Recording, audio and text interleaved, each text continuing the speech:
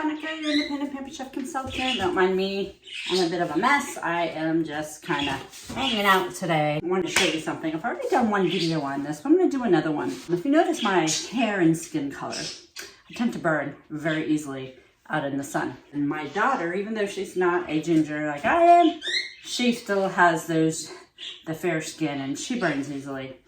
And one of the things she absolutely loves are aloe vera ice cubes.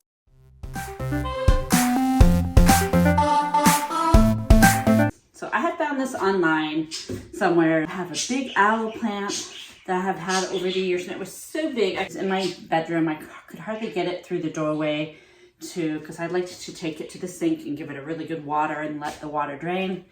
So I took it to work, and finally at work, it toppled over and it got so heavy in its pot, in a plastic pot, because if it was in a terracotta pot, it would have been too heavy for me to lift up. It was that big.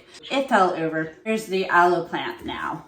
I've got some of the leaves, and so I'm gonna make some more aloe vera ice cubes. My daughter just loves them. It feels really good when you have a sunburn on your back or shoulders or anywhere, and you just rub that ice cube in aloe vera. It's so good for a burn. I'm gonna show you how I make it. Pretty much just fillet the leaves. I think I'm just gonna use my utility knife. So I take these ends off, these little spiny edges, and then I just take my knife and slice through just the skin. I just kind of fillet that skin. And this is very messy. It's very sticky on your hands. And to be honest, it doesn't smell the greatest either, but it's worth it. So obviously this works with fairly thick leaves. So I get as much of the skin off as I can. Slippery and hard to pick up, but there's what one looks like. And it's going right in my blender. All right, so here's a longer one. So I'll cut off the end, this end,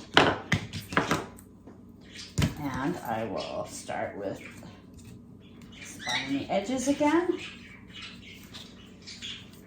So it's really easy to do, it's just a little bit time consuming. This isn't my entire plant, this is just all of the big leaves. I've saved part of it and I repotted it. So we'll see if it takes root. But I do have 2 other aloe plants. I always have, because it keeps having babies, I always have aloe plants going, and I'm always giving away aloe plants. So there you go. That's what it looks like. The spiny edges are removed. Sometimes you can just use your fingers.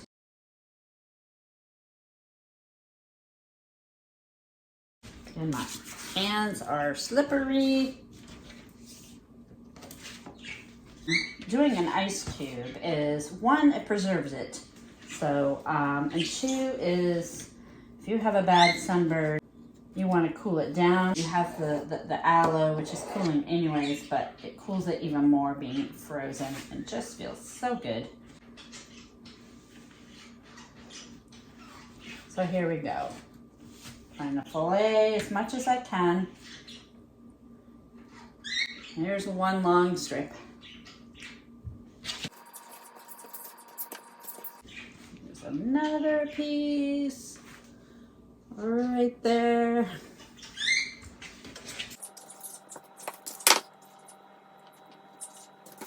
Sometimes I'll take my knife and just try to scrape some off. With the flexible cutting mat, I can just go like this.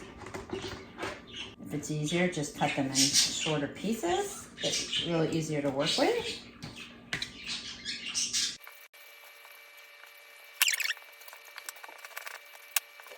Look at all that in there.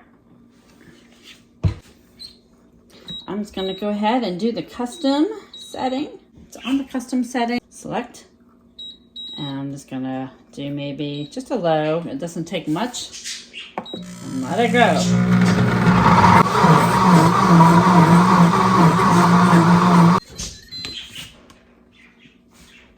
That is all I need to do.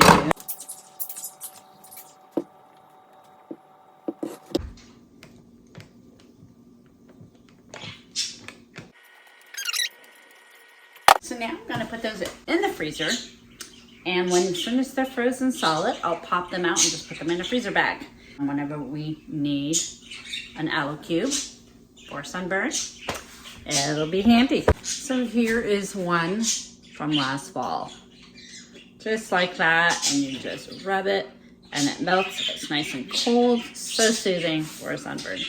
You live in a warmer area where you have access to aloe outside all year round.